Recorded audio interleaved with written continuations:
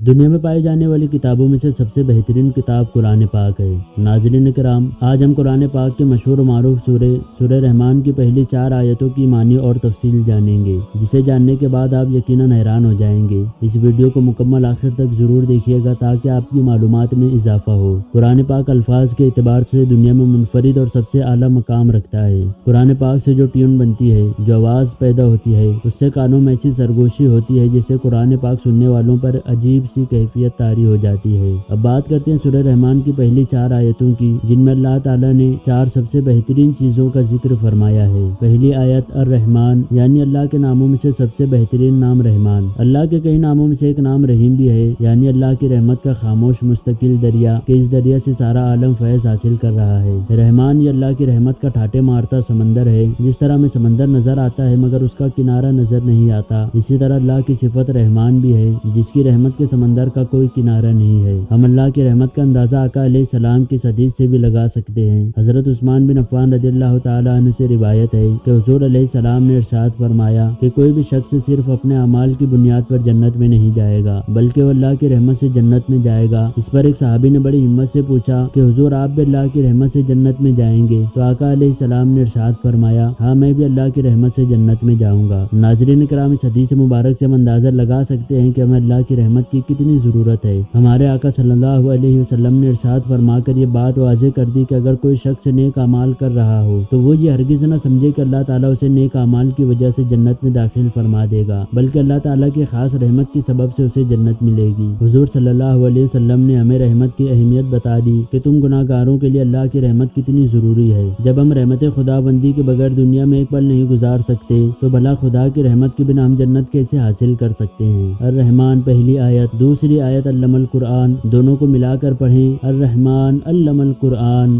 رحمان نے قرآن سکھایا۔ اللہ تعالیٰ نے انسانوں کو بہت سے علوم سکھائے، جیسے سائنس کا علم، موسمیات کا علم، ریاضی کا علم، کیمیکل کا علم اور بہت سارے علوم ہیں جنہیں اللہ تعالیٰ نے انسانوں کو سکھایا ہے۔ لیکن قرآن پاک میں اللہ نے صرف علم قرآن کا ہی ذکر کیوں کیا؟ تو اس کا جواب یہ ہے کہ رحمان کی رحمتوں میں سے سب سے بڑی رحمت قرآن ہے اور تمام علوم میں سب سے بہترین علم قرآن کا علم ہے۔ تیسری آیت خلق الانسان، انسان کو پیدا فرمایا۔ تو پھر دوسری تمام مخلوقات کو کس نے پیدا کیا؟ بے شک اللہ نے پیدا کیا ہے۔ تو قرآن میں خاص طور پر انسان کی تخلیق کو کیوں بیان کیا گیا؟ وہ اس لیے کہ اللہ کی تمام مخلوقات میں سب سے بہترین مخلوق انسان ہے۔ اللہ کی تخلیق کا عروج انسان ہے، خدا کا ظہور ہوتا ہے انسان سے، اللہ کی قدرت کا مظہر انسان ہے۔ یہ وہ انسان ہے جو مسجود ملائکہ ہیں، یعنی وہ انسان جسے فرشتوں نے سجدہ کیا ہے۔ دوستوں، یہاں پر 3 باتیں ہو گئی۔ اللہ کے ناموں سے سب سے بہترین نام رحمان، تمام علوم میں سب سے بہترین علم قرآن، تمام تخلیقوں میں سب سے بہترین تخلیق انسان۔ اب چوتھی چیز علمہ البیان، انسان کو بیان کرنے کی صلاحیت دی گئی، جبکہ انسان کو دیکھنے کی، سننے کی، محسوس کرنے کی بھی صلاحیتیں دی گئی ہیں۔ تو پھر قرآن پاک میں خاص طور پر انسان کے بولنے کی صلاحیت کا ذکر کیوں کیا گیا ہے؟ تو اس کی وجہ یہ ہے کہ انسان کو بہت ساری خوبیاں دی گئی ہیں، لیکن ان خوبیوں میں سب سے ٹاپ کی خوبی بیان کرنے کی، بولنے کی ہے۔ سورہ رحمان کی 4 آیتیں، چاروں میں 4 الگ الگ باتیں، ان کو جمع کریں۔ اللہ کے ناموں میں سے سب سے بہترین نام قرآن، تمام علوم میں سب سے بہترین علم قرآن کا علم، اللہ کے تمام مخلوقات میں سب سے بہترین مخلوق انسان، انسانی تمام خوبیوں میں سے سب سے بہترین خوبی بیان۔ ان چاروں چیزوں کا نتیجہ کیا نکلا؟ اس کے لیے حضور علیہ السلام کی حدیث مبارک کو دیکھتے ہیں۔ حضور اکرم صلی اللہ علیہ وسلم نے ارشاد فرمایا تم میں بہترین لوگ وہ ہیں جو قرآن سیکھے اور دوسروں کو سکھائے۔ بولنے کی صلاحیت انسانوں کی سب سے ٹاپ کی صلاحیت ہے، اس لیے اس کا استعمال کسی گھٹیا کام کے لیے نہیں ہونا چاہیے۔ اسے اردو کے اس محاورے سے سمجھے کہ توپ سے مکھی نہیں ماری جاتی، یعنی توپ کسی بڑی چیز کو مارنے کے لیے بنائی گئی ہے۔ اسی طرح جو ٹاپ کی صلاحیت ہے اس کا کام بھی ٹاپ کا ہونا چاہیے، اور اس صلاحیت کا ٹاپ کا کام قرآن کو بیان کرنا ہے۔ دوستوں، امید کرتا ہوں یہ ویڈیو آپ کو پسند آئی ہوگی۔ ویڈیو پسند آنے کی صورت میں ویڈیو کو لائک کریں، اور چینل پر آپ نئے ہو تو سویرا اسٹوڈیو کو سبسکرائب کریں، ساتھ ہی ساتھ گھنٹی کے بٹن کو بھی دبا دیں تاکہ آنے والی نئی ویڈیوز کی نوٹیفیکیشن آپ لوگوں کو ملتی رہے۔ میں ملوں گا آپ سے ایک اور نئی انفارمیٹیو ویڈیو کے ساتھ، تب تک کے لیے اپنا خیال رکھیں۔